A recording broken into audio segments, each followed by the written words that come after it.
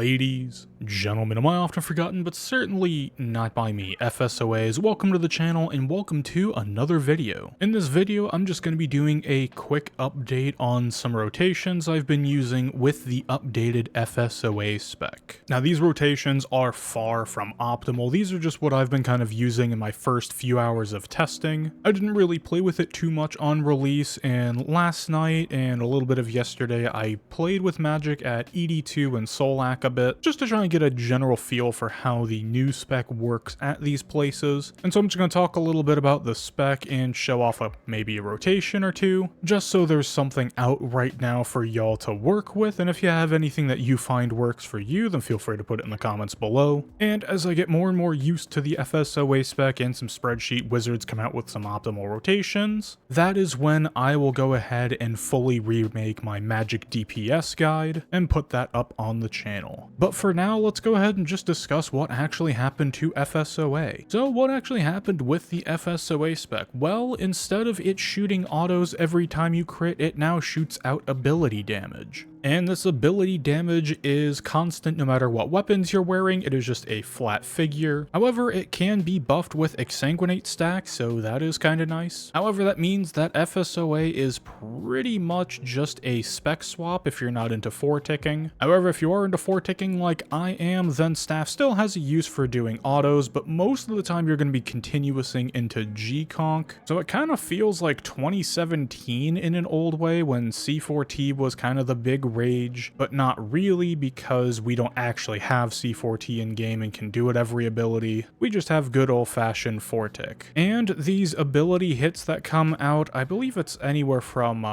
30 to 160% damage. I could be off on the numbers. If you want the fully accurate numbers, it is on the wiki. But now it seems to be that G-Conk spam with Channeler's Ring and its enchantment are better than the Reaver's Ring itself. And ABS EOF or Armadyl Battlestaff EOF is not going to be that useful anymore. I have used it once or twice just for when I have a lot of extra adrenaline, but honestly the damage really isn't worthwhile anymore, mostly because the recursive effect is now gone, meaning that with old FSOA you could crit and then that would cause an auto attack, but that auto attack could crit, causing another auto attack. And since those auto attack damage figures mattered whether you were holding staff or dual wield, everyone just held on to the staff, only swapped for G-Conk and then maybe an ability to use with it for the extra crit chance, and immediately going back to a staff equip. Now that that no longer matters and there is no recursive effect, you can kind of do some pretty consistent rotations, and overall the damage is going to be pretty consistent. The low end of old FSOA, I remember some suns as low as like 250k where I just didn't crit anything, and some sunshine rotations being as high as 550k damage or higher. So with old FSOA, there was quite the large bell curve where you had a decent average in the center, but you saw the extremes a bit more than usual. With this new FSO update, I'd say the average is actually a bit higher, but you're not going to see the extremes nearly as much just because the recursive effect is gone. So things like ABS EOF are pretty much dead content, and most people are just using G-Staff spam. But the bright side is that we do get to use Detonate again in a rotation. So say in your rotation you hit auto G-Conk as a continuous, you can then charge up a Detonate and then release with a two-hand auto with a staff and another ability, which is very nice because Detonate does have good damage, especially in combination with Blast Diffusion boots. It's honestly a very solid threshold ability. Tendrils is still a good ability. It is 4 crits, so it's guaranteed damage. Omnipower is still strong. Wild Magic is still strong. You want to go for a 2-hit Asphyx or 3-tick Asphyx or 1 global cooldown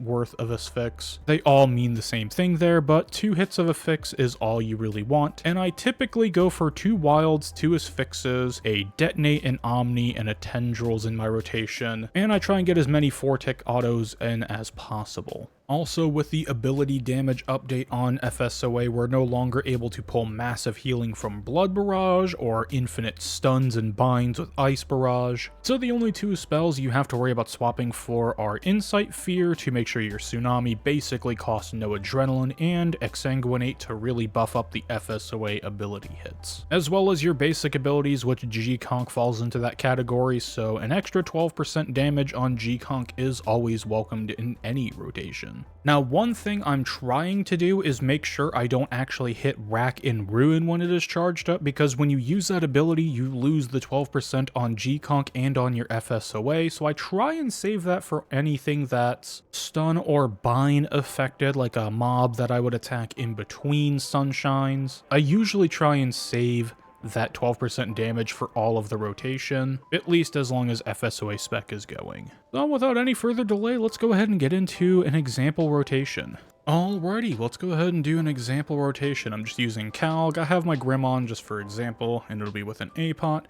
So it'll look something like this. We'll start a Sun, TC with a Smoke Cloud into a G-Conk D-Breath.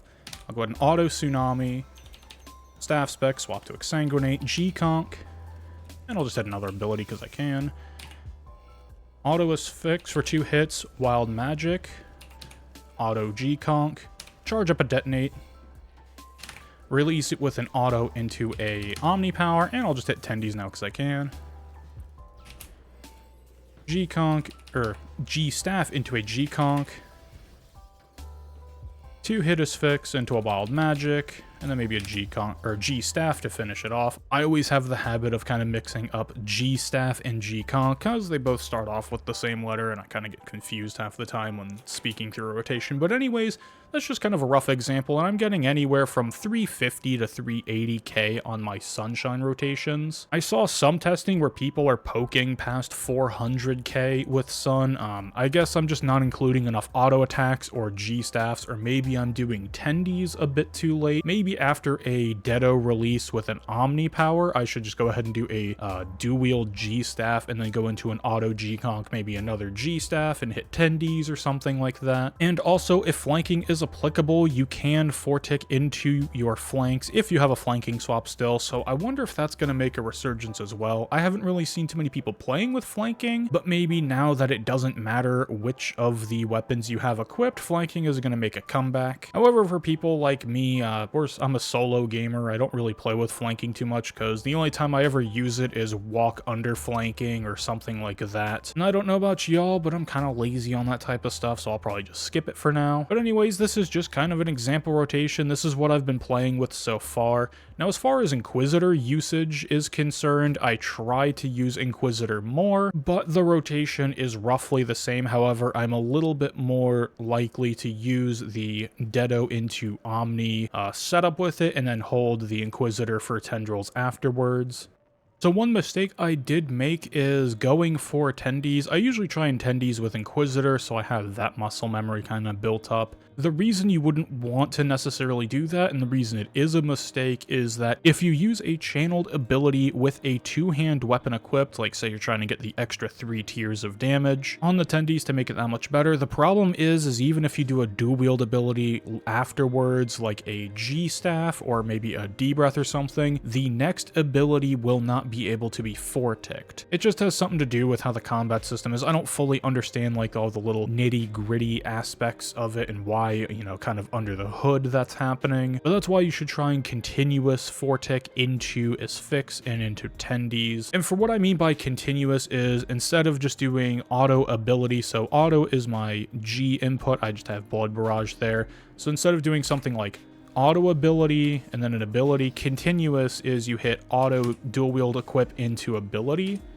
and it could be whatever ability you want, and that's kind of the order of operation. So just in between your auto attack input and your ability input, whichever it happens to be, you're just adding your dual wield equip in between the two. That's what I mean by continuous. Anyways, I hope this video was helpful, and it's just a quick example rotation for you guys to have some type of basis or a data point to compare to in your own rotations. If you have anything to add to this as far as the rotations you have tried so far, if you have anything you'd like to add as far as rotations and whatnot are concerned, feel free to leave it in the comments below. And as I keep playing with Magic in the upcoming weeks, I will fine-tune this rotation and keep working on it. And later on down the road, I will definitely make a full-on revamped Magic DPS guide talking about everything that is currently in game. But anyways, thank you very much for watching. Your viewership is greatly appreciated. Have a wonderful morning, evening, afternoon, nighttime, whatever it is, wherever you are, and I will see you next time for the next video.